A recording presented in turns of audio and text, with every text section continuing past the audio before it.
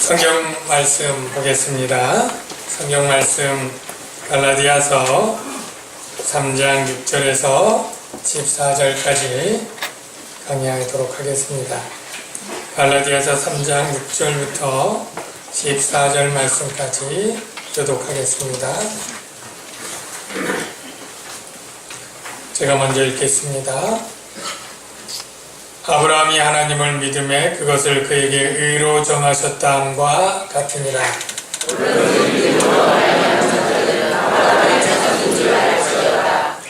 또 하나님이 이방을 믿음으로 말미암아 의로 정하실 것을 성경이 미리 알고 먼저 아브라함에게 복음을 전하되 모든 이방인이 너로 말미암아 복을 받으리라 하였느니라. 그러므로 믿음으로 말미암은 자는 믿음이 있는 아브라함과 함께 복을 받느니라. 무릇 율법 행위에 속한 자들은 저주 아래에 있나니 기록된 바 누구든지 율법책에 기록된 대로 모든 일을 항상 행하지 아니하는 자는 저주 아래에 있는 자라 하였습니다. 또 하나님 앞에서 아무도 율법으로 말미암아 의롭게 되지 못할 것이 분명하니 이는 우리는 믿음으로 살리라 하였습니다. 율법은 믿음에서 난 것이 아니니 율법을 행하는 자는 그 가운데서 살리라 하였느니라. 그리스도께서 우리를 위하여 저주를 받은 바 되사 율법의 저주에서 우리를 전담하셨으니 기록된 바 하나님의 믿는 자마다 저주 아래에 있는 자라 하였습니다. 다 같이요. 이는 그리스도 예수 안에서 아브라함의 복이 이방인에게 미치게 하고 또 우리와 하여금 믿음으로 말미암아 성령의 약속을 받게 하려 합니다. 아멘. 네, 우리 좌우에 계신 분에게 사랑합니다 라고 인사하겠습니다. 사랑합니다. 네, 사랑합니다. 반갑습니다.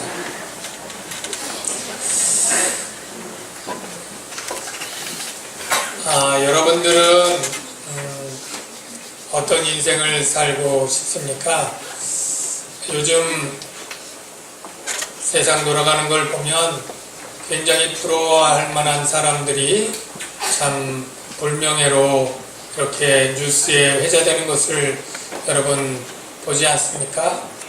그래서 참 우리가 복을 좋아하는데 그 중에 돈이 많은 것도 좋고 또 높은 지위와 권세를 갖는 것도 좋은데 가장 중요한 것은 명예를 같이 가져야 된다라는 것을 깨닫죠. 불명예스러운 권세나 권력 또 그러한 재물은 사실 그에게 복이 되지 못하고 올무가 되는 경우가 너무나 많은 것을 생생하게 요즘 체험하게 되는 것입니다. 우리가 어떤 복을 받기를 원하느냐 했을 때 사람마다 다르겠지만 유대인들에게는 이런 사람이 되고 싶다라고 하는 두 사람이 있습니다. 그 유대인들에게 가장 되고 싶고 선망하는 두 사람이 누구라고 생각이 되십니까? 네. 마태복음에 보면 유대인들이 가장 존경하는 두 사람 이름이 가장 먼저 등장하죠. 네. 아브라함과 다윗. 네. 이 아브라함과 다윗을 유대인들은 가장 존경하고 그의 후손이 된 것을 가장 영광스럽게 또는 또 자부심을 가지고 살아가게 됩니다. 오늘 아브라함의 복을 저와 여러분도 받을 수 있다는 사실을 여러분 아십니까? 네. 우리가 아브라함의 후손이라는 사실을 여러분 믿습니까? 왜 우리가 아브라함의 후손인지 아브라함의 복을 받는지 의아해하는 분도 꽤 많을 것입니다. 오늘 본문의 주제에는 사실은 그것이 핵심은 아니지만 그와 관련된 설명들이 있기 때문에 저와 여러분이 오늘 아브라함의 후손이 어떻게 되는지 또 아브라함의 복을 우리가 어떻게 받게 되는지 그것들을 또 깨닫는 시간이 되기를 바랍니다. 오늘 본문의 문맥과 배경을 반복적이지만 다시 한번 설명을 드려야 되겠습니다. 왜냐하면 우리가 성경을 이제까지 그냥 그 단락만 이해하고 그 단락 안에서 하나님이 주시는 메시지를 찾다 보면 굉장히 편협하게 보고 자기에 맞도록 아전인수격으로 성경을 곡해하는 경우가 참 많이 발생하게 됩니다. 그래서 이 우리가 본문을 읽었다면 이 전체 갈라디아서를 쓴 바울이 무슨 의도를 가지고 어떤 주제로 지금 얘기를 하고 있고 그 주제 안에서 내용을 파악해야 바른 해석을 할 수 있고 바른 적용을 할 수 있기 때문입니다. 그래서 이 배경을 다시 설명드리면 갈라디아 교회는 사도 바울이 개척한 교회인데 48년까지 1차 전도여행을 통해서 개척을 하고 돌아오니까 49년 초에 아주 정말 놀랄만한 또 굉장히 화나는 소식을 듣게 됩니다. 자기가 개척한 교회 유대의 예루살렘에 있는 어떤 지도자들이 가서 이 잘못된 가르침을 전하고 있다는 소식을 듣게 되는 거죠. 그들의 잘못된 가르침은 바울 자신이 가르쳤던 복음이 잘못된 복음이고 온전한 복음은 율법을 행해야 된다라고 하는 가르침입니다. 바울은 사도 중에 열등한 사도이기 때문에 예루살렘 사도들이 가르치는 것과 다른 걸 가르치고 있고 잘 모르고 잘못 가르치는데 우리가 예루살렘에서 예루살렘 사도들의 가르침을 잘 듣고 오지 않았냐. 그런데 바울의 복음엔 뭐가 빠졌느냐면 예수 믿음으로 구원 얻는 것만 가르쳤는데 사실은 예수 믿는 것 좋지만 그 다음에 율법의 행위들을 적절하게 해 주어야 온전해지고 온전한 의를 얻고 온전한 복을 받는다. 이런 가르침을 한 것입니다. 바울로서는 굉장히 화가 날 그러한 일이죠. 자신의 사도권을 무시한 것도 화가 나지만 복음을 변질시킨 그러한 일이 너무나 화가 나기 때문에 우리 갈라디아서 1장에 얼마나 화를 냈는지 다른 복음은 없나니 다른 복음을 전하면 저주를 받는데 천사라도 저주를 받을 것이다. 이렇게 아주 엄하게 얘기를 하지 않습니까? 그리고 바울이 얘기하는 요지는 우리가 한 것처럼 우리가 율법의 행위로 의를 얻을 자가 아무도 없다라는 거죠. 율법의 행위로 의를 얻을 자가 아무도 없고 그래서 우리가 예수 그리스도를 믿게 되는 것이다 라는 얘기를 합니다. 율법의 행위로 의를 얻을 자가 아무도 없다라는 것에 여러분 좀 의아하신 분이 있을 거예요. 왜 율법에도 이를 행하라 그리하면 살리라 하는 말씀이 있지 않느냐. 네, 명시적으로는 그렇게 되어 있습니다만은 실제적으로는 아무도 율법을 온전히 행할 수 있는 자가 없다라는 게 성경의 증언이죠. 왜냐하면 우리는 모두 죄인이니까. 죄인이 온전히 평생토록 율법을 지킬 수는 없는 것입니다. 제가 다시 한번 비유를 들면 여러분 30분 후에 지진이 나서 우리 이 건물이 무너진다고 합시다. 어떻게 하겠어요? 30분 내에 여러분들 줄 서서 나가면 다 나갈 수 있겠죠? 그렇게 어렵지 않습니다. 계단으로 내려가고 엘리베이터로 내려가고 그렇게 하면 30분이면 충분히 대피하고 우리는 다 안전할 거예요. 그런데 만약 우리가 다 중환자들이라면 다 팔다리가 부상이 되고 걸을 수 없는 사람들이라면 아무도 우리를 도와주지 않는 상황 가운데 이 많은 사람들이 안전하게 대피할 수는 불가능할 것입니다. 바로 율법과 죄인의 관계가 그것이에요. 율법 자체는 하나님의 공의와 사랑이 들어있고 좋은 것이지만 그것을 행하라 했을 때 우리는 정상인이 아니라 영적으로 중환자들이고 영적으로 불구자들이에요. 스스로 그 율법을 겉으로는 얼마 동안 외식적으로 형식적으로는 지킬 수 있지만 온전하게 내면적으로 또 완전하게 평생 지킬 수 있는 사람은 이 세상에 단 한 사람도 없다. 이게 바로 율법 하에 있는 우리 죄인들이 갖는 그러한 고뇌죠.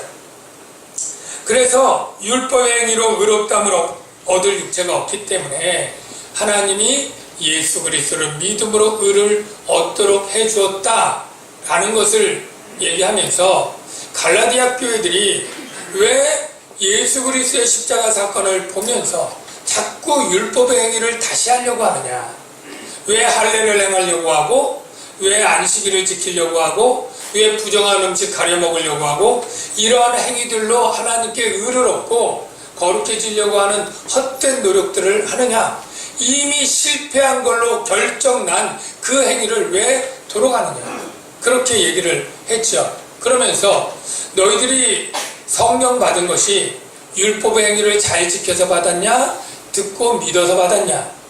갈라디아 성도들이 생각해 보니까 자기들은 율법의 행위를 지킨 적도 없고 율법 자체를 아예 몰랐잖아요.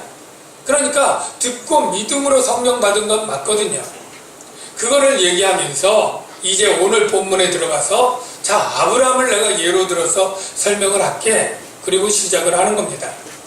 왜 아브라함을 예로 드는가 생각해 보면 이 유대 교사들이 아브라함 얘기를 하면서 율법을 지키라고 했던 것을 미루어 짐작할 수 있습니다.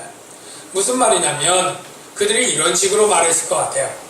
너희들이 이 바울의 복음을 듣고 온전하지 못한 게 우리가 가장 존경하는 아브라함이 할례를 받고 하나님이 할례를 받을 때 주신 말씀이 뭐냐, 이게 바로 언약의 표라고 얘기를 했고 이 언약의 표를 모든 후손까지 대대에 받으라고 얘기를 하지 않았냐. 그 말은 맞아요.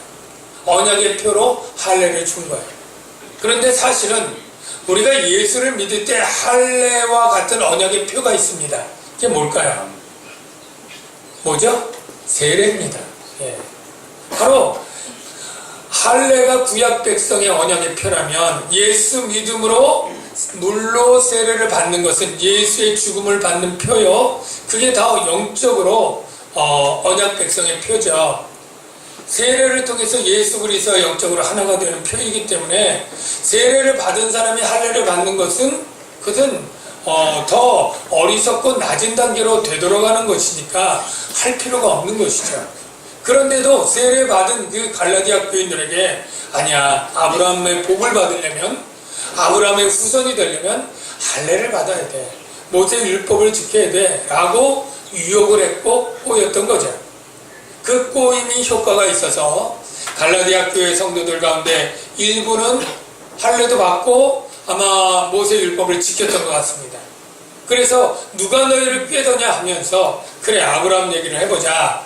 아브라함이 의를 얻은 것은 율법의 행위를 통해서냐 믿음에서냐 라고 얘기를 하면서 아브라함도 믿음으로 의롭게 여김을 받았다라는 얘기를 합니다. 그게 6절인데요. 우리 한번 6절을 같이 한번 읽어볼까요? 시작. 아브라함이 하나님을 믿음에 그것을 그에게 의로 정하셨다함과 같으니라. 우리 자막 보면 1번 중에 두 번째 창세기 15장 이하에 있는 자막이 있습니다. 한번 볼게요. 이게 뭐냐면 이 자막 하기 전에 아브라함 얘기를 간단히 얘기해 줄게요. 아브라함은 갈대아 우르라고 하는 지역에서 아버지가 데라고 우상을 숭배하는 그러한 집안에서 그냥 살았던 사람입니다.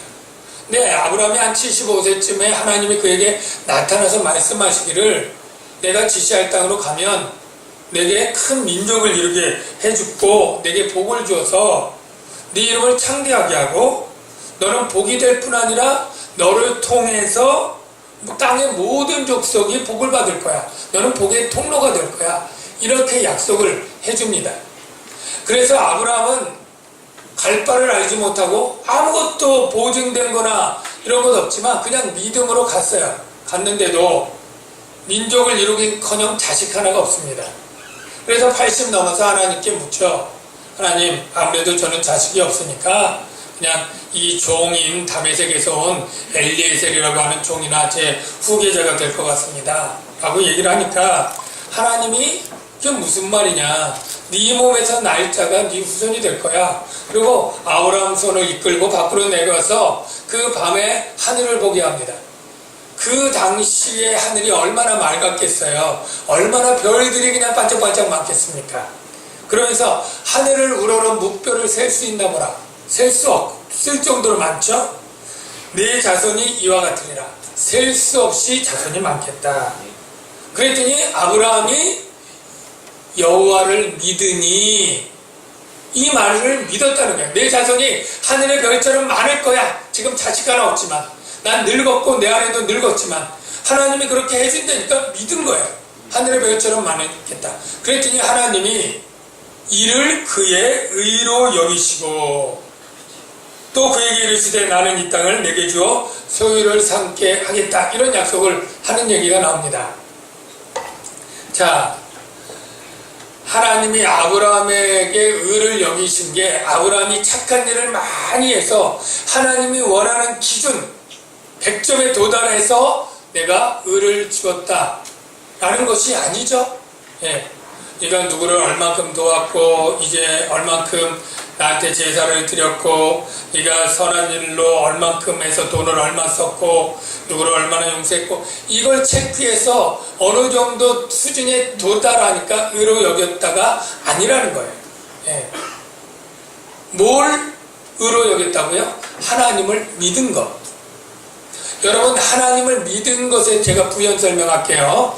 세상에 믿지 않는 사람들도 나 하나님 믿는데 이런 교회 안 다니고 전도하면 안 들으면서 그런 사람들 있죠. 그 사람은 믿는 게 아닙니다. 구원 얻을 믿음이 아닙니다. 믿음이라고 하는 것은 존재 자체를 믿는 것 가지고 구원 얻지 못해요. 하나님이 있다 없다. 하나님이 있어. 나도 그렇게 믿어. 이것으로 구원 얻는 게 아닙니다. 왜냐하면 이런 믿음은 귀신들도 있어요. 귀신들도 예수님 알고 하나님 알고 그걸 다 알고 떤다고 얘기하지 않습니까? 우리가 하나님을 믿는다고 할 때 믿음은 하나님이 하신 약속의 말씀을 믿는다는 거예요. 예. 저와 여러분은 하나님이 하신 약속, 예수 그리스도를 믿음으로 말미암아 죄사함을 얻고 부활과 영생을 얻는다고 하는 이 약속의 말씀, 아직은 실현된 것을 보지 못하고 미래에 있는 천국과 영생의 이 약속의 말씀을 우리가 보지 못하되 우리가 믿지 않습니까?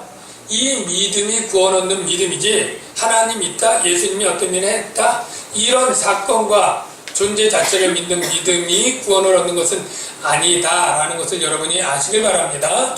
아브라함이 믿은 믿음도 하나님이 계시다 이걸 믿은 게 아니라 하나님이 내게 많은 하늘의 별과 같이 후손을 주겠다. 아직 아무것도 없을 때, 지금 볼 것도 없고 어떤 보증도 없지만 그 약속을 그냥 믿었더니 그 신뢰함이 바로 하나님이 의로 여겨 주었다 이 뜻입니다. 믿습니까? 자, 그러면 우리가 분명히 알아야 될 것은 이 하나님이 이 믿음을 의로 여겨 주었다라는 것에 불만이 있는 분 혹시 여기 왜 꼭 믿음이어야 됩니까? 사랑이면 안 됩니까? 이렇게 생각하실 분, 아니 그래도 선한 행위나 종교 행위들을 의로 여겨 주셔야 옳지 않습니까? 예배를 많이 드렸다거나 또는 착한 일, 자선과 구제를 많이 했다거나 기도생활, 말씀생활을 많이 했다거나 이런 걸로 의를 주어야지 하나님의 약속을 믿는 믿음으로 주었다는 게 이상하다, 난 불만이다 혹 이런 신분이 없느냐고요. 예, 없는 줄로 믿습니다. 예, 그러나 있어도 그것은 전혀 이유 없는 불만입니다. 왜냐하면 하나님과 우리의 관계는 토기장이와 그 진흙과의 관계보다 더 큰 관계입니다. 예. 하나님은 우리를 창조하시고 지으셨습니다. 모든 만물을 지으셨기 때문에 절대적인 그 지은 창조주가 소유자가 되고 주권자가 되고 뜻대로 마음껏 결정할 수 있는 권리가 있습니다.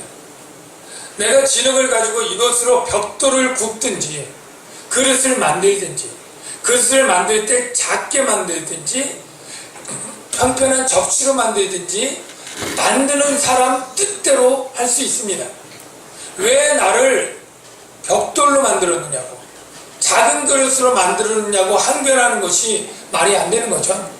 더 일상적인 예를 들어볼까요? 여러분이 겨울김치를 냉장고에서 딱 꺼내서 오늘 저녁에 먹을 때 날로 먹지 않고 이거를 기름에 좀 이렇게 볶아가지고 볶은 김치 있잖아요. 그걸로 해먹겠다고 할 때 김치가 항변하면서 난 기름에 튀겨지는 거 싫어. 왜 날로 먹지 나를 이렇게 하는 거야 라고 한다거나, 여러분이 김치를 넣고 끓이고 돼지고기를 송송송 쓸어넣을 때 김치가 나는 돼지고기 싫어, 참치가 난 더 좋아, 이렇게 항변한다면 여러분은 뭐라고 대답하겠습니까? 어이가 없네 할 거예요. 여러분, 내가 김치를 날로 먹든 볶아 먹든 찌개를 끓여 먹든 시어꼬부라져서 묵은지로 삶아 먹든 내 김치 내 마음대로 할 수 있는 것이죠. 네, 아무것도 이의나 항변이 어울리지 않는 것입니다. 마찬가지입니다. 우리는 하나님이 어떻게 의를 정하고 구원을 해주시는 방식에 대해서 하나님의 주권인 것을 가지고 왜 행위를 가지고 의롭게 하고 구원을 주지, 왜 그냥 믿음으로 그렇게 이상한 방식으로 의를 주느냐, 절대 따질 수 없다는 것 여러분이 분명히 겸허히 인정하셔야 됩니다. 두 번째로, 하나님이 의를 줄 때 아브라함이 정말 의인이었습니까? 아브라함은 율법이나 하나님의 기준으로 볼 때 정말로 의로운 삶을 살았기 때문에 준 것이 아닙니다. 두 번째로, 그러면 아브라함은 의인이 된 이후에는 정말로 의로운 삶을 바르게 살아갔습니까? 그걸 보고 미리 의인이라고 정해준 것입니까? 그것도 아닙니다. 아브라함이 하나님의 눈에 온전히 완전히 행해서 의로운 삶을 살아서 의인이 된 것도 아니고, 그렇게 살 것을 미리 내다보고 의인이라고 인정해 준 것이 아닙니다. 그냥 하나님의 약속을 믿은 그것 때문에 의를 주고 영원한 하나님의 나라의 기업을 약속해 준 이것이 바로 하나님의 방식이고 은혜로 구원을 베푸는 방식이에요. 똑같이 적용해 볼게요. 저와 여러분은 예수를 믿어 의인이 되기 전에 의로운 사람입니까? 세상 사람보다 더 의로웠기 때문에 우리가 선택을 받고 의인 된 것입니까? 아니에요. 예수 믿은 후에 우리의 삶은 조금 나아지고 조금 더 거룩해졌다고 할지라도 하나님이 의인이라고 할 만큼 우리가 온전히 의롭게 살아가고 있습니까? 예, 모두 다 도리도리죠. 예. 우리 안에 늘 죄가 있고 죄악된 생각이 있고 절제하고 조심해도 죄악된 행동들을 하는 게 우리예요. 그렇기 때문에 하나님이 우리를 의인이라 할 때 우리는 정말 우리가 의인 되어서 의인이라고 불려지는 걸 착각해서는 안 됩니다. 하나님이 우리를 성도, 여러분, 성도라고 할 때 세인트 아니에요? 거룩한 자 아니에요? 성인입니다. 저와 여러분이 정말 거룩하고 성인 같은 성도가 되어서 그렇게 불려지는 게 아닙니다. 하나님이 그렇게 여겨주신다, 이 표현을 우리가 주목해야 돼요. 그렇게 쳐준다는 거예요. 그렇게 인정해 주겠다는 거예요. 하나님의 은혜로. 그런데 우리가 실제 인정받으면 어디에서 이게 효과가 있느냐면 하나님의 심판대 앞에서 법적인 효과가 있습니다. 우리가 의롭게 여김 받은 우리는 하나님의 심판대 앞에서 결코 우리의 죄로 정죄받지 않는다는 거예요. 하나님이 의롭게 여겨주면 실제 우리가 세상 사람보다 윤리적 도덕적으로 혹 더 악행을 했다 할지라도, 그래서는 안 되겠지만 그랬다 할지라도 예수로 말미암아 우리가 받은 그 의로 우리는 정죄당하지 않고 의인으로 인정받고 천국에서 영생을 누리게 되는 것입니다. 사랑하는 성도 여러분, 이 아브라함이 의롭게 된 복을 저와 여러분이 지금 누리고 있다는 사실을 여러분 믿으시기를 바랍니다. 그래서 7절에 보면 그런즉 믿음으로 말미암은 자들은 아브라함의 자손인 줄 알지어다. 저와 여러분이 아브라함의 자손입니까? 아닙니까? 아브라함의 자손입니다. 혈통적으로는 아니죠. 그러나 믿음으로 의롭게 여김을 받는 자의 조상 따라 우리도 믿음으로 의롭게 여김 받았으니 아브라함의 자손이라는 거예요. 우리가 무슨 교양국의 아버지 또는 근대음악의 아버지, 근대교육의 아버지 할 때 그 아버지가 실제 우리의 아버지는 아니지만 그를 따라가는 제자들이나 그 사람들을 아버지 후손이라고 비유하는 것처럼 우리가 혈통적인 게 아니라 믿음으로 의롭다함을 받은 그 아브라함처럼 믿음으로 의롭다함을 받는 그의 아버지고 우리가 그의 자손이다 라고 하는 표현을 여러분이 이해하십시오. 그것은 뚝딱 나온 게 아니라 성경이 아브라함 때 이방인이 그의 후손이 된다는 것이 예언되어 있다라고 바울이 말합니다. 우리 8절 읽어볼까요? 시작.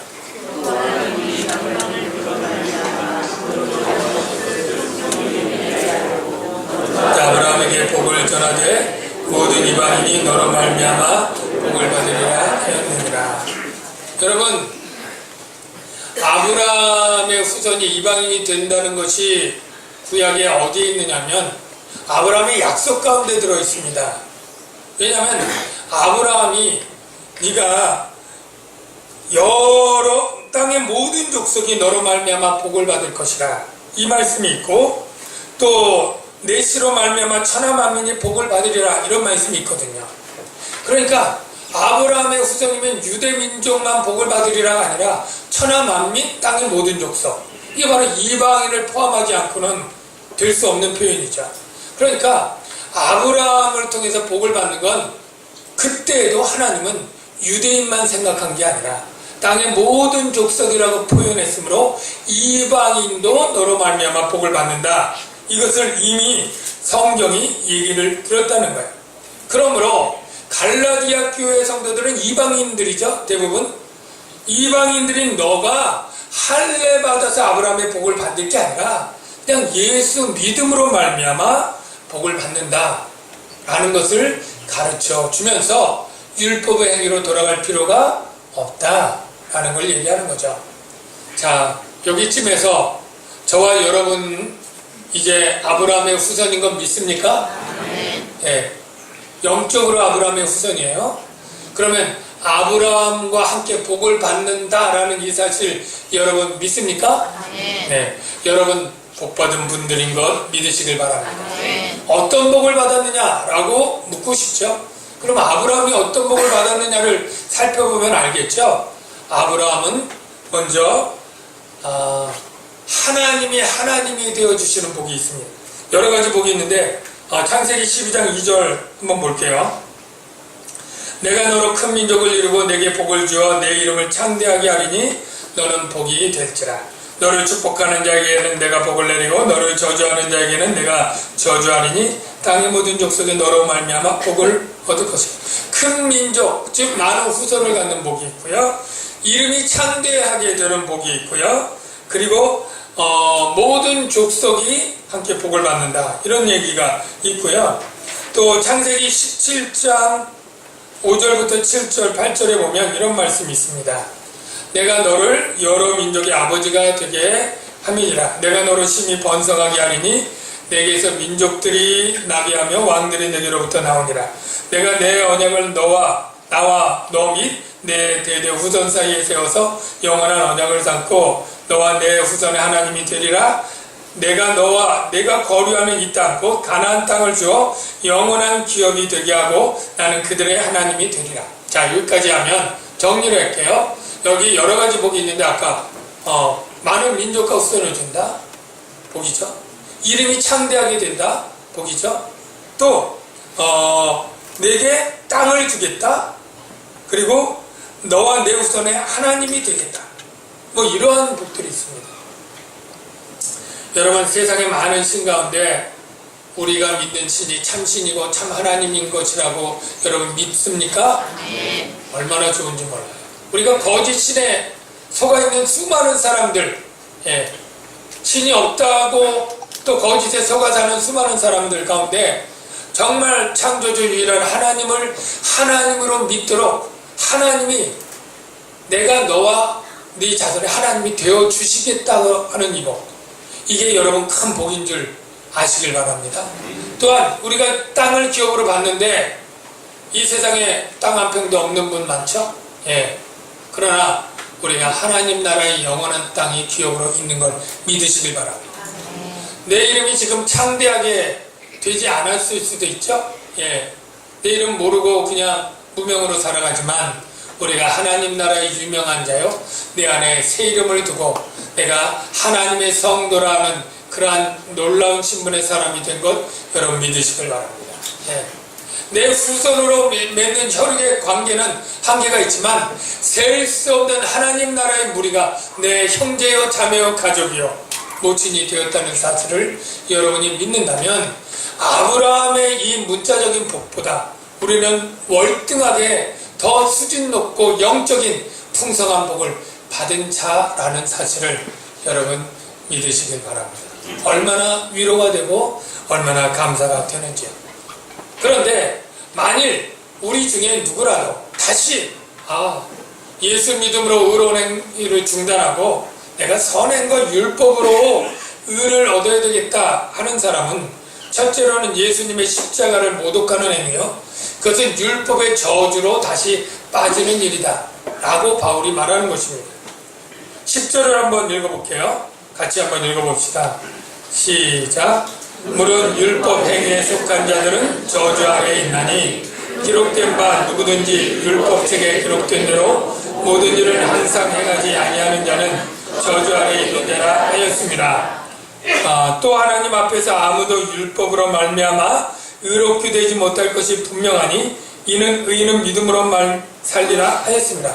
이 하박국 2장 4절에 오직 의인은 믿음으로 살리라 이 말씀을 한 것은 율법으로 살지 못할 것을 하나님도 아시고 오직 의인은 율법으로 살리라 이렇게 하지 않고 믿음으로 살리라 이렇게 말했다는 것은 율법으로 살아날 수 있는 의인이 없다라는 거예요. 그 방법은 구원의 방식이 아니라는 거예요. 애초부터. 그래서 율법을 지켜서 의를 행해서 살고자 하는 자는 사실은 저주 아래 들어간 자라는 거예요. 왜냐하면 율법의 모든 계명은 온전하게 평생 지켜야지 어느 정도 지켰다고 어느 정도 의인이 아닙니다. 예. 율법을 뭐든지 완전하게 지키지 않으면 죄인이 되는 거예요. 그러니까 율법 하에 살아가는 사람은 그 죄성으로 말미암아 결국 죄인으로 결말되게 될 거예요. 그러니 저주 아래 있는 자죠. 이 세상에 어떤 사람도 율법을 평생 완전하게 지켜서 의를 받을 사람이 있다고요? 없다고요? 없습니다. 바울 자신이 얼마나 율법으로는 흠이 없도록 열심히 지키도록 그렇게 노력을 했지만 32살에까지 오라 나는 공부한 사람이다. 나는 사망의 몸에 매여 있는 자고 내가 아무리 하나님의 법을 즐거워하고 율법을 즐거워서 지키려고 애를 쓰고 노력하지만 결국 제 법 아래로 나는 끌려온 종일 뿐이다 라고 탄식하면서 로마서 7장에 고백하고 있지 않습니까? 그래서 율법의 저주에 결코 벗어날 수 없는 죄인들을 불쌍히 여겨서 그 저주를 벗어내기 위해서 하나님이 하신 일이 있습니다. 바로 그 아들 예수님을 이 땅에 오셔서 인간이 받아야 될 율법의 저주를 대신 지고 십자가에 죽으신 거죠. 그게 바로 13절의 내용입니다. 한번 13절 읽어볼게요. 그리스도께서 우리를 위하여 저주를 받은 바 되사 율법의 저주에서 우리를 속량하셨으니 기록된 바 나무에 달린 자마다 저주 아래 있는 자라 하였습니다. 신명기에 기록되기를 나무에 달린 자마다 저주 아래 있다 라는 말씀이 이미 있습니다. 그러니까 모세 율법에 있는 거죠.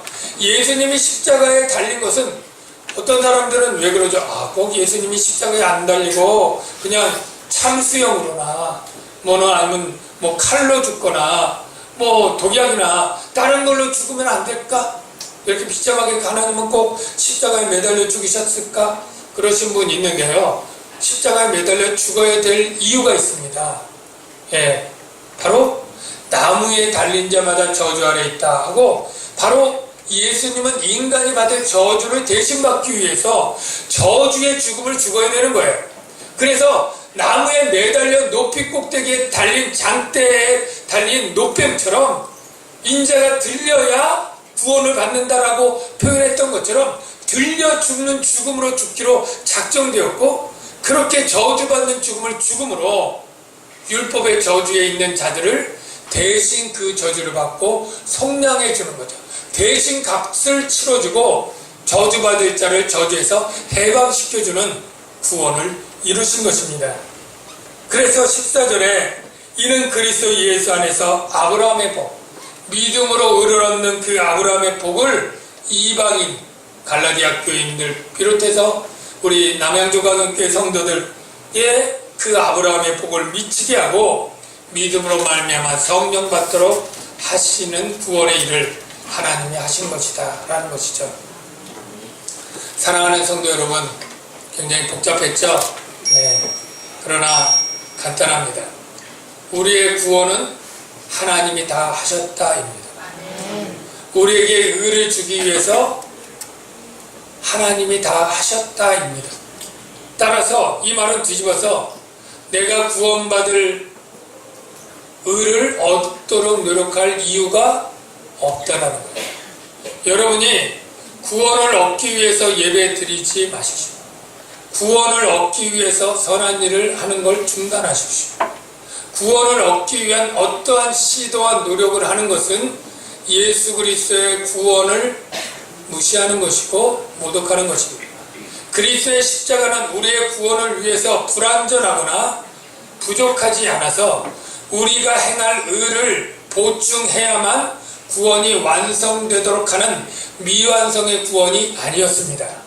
예수님의 십자가의 구원은 완벽하게 100% 믿음만으로 구원을 얻기에 충분하고 필요 모든 조건을 채워주는 완벽한 구원이라는 사실을 여러분 믿으십시오.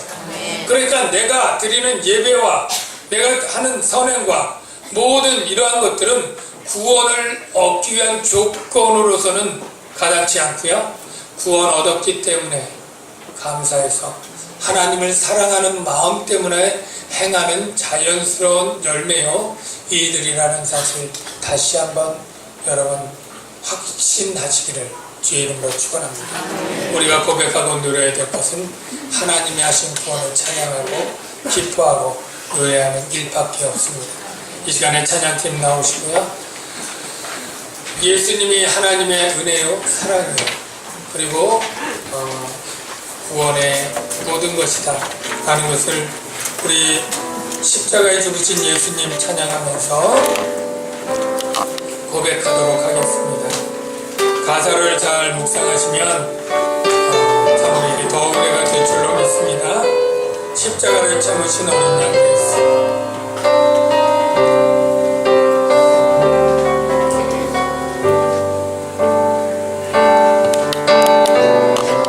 십자가를 참으신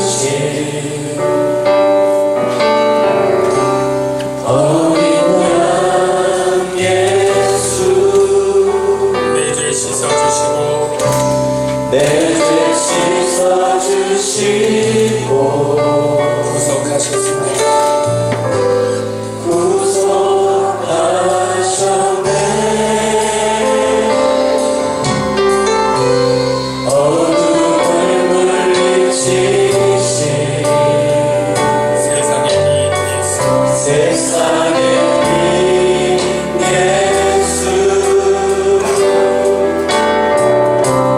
영광의 빛 비추사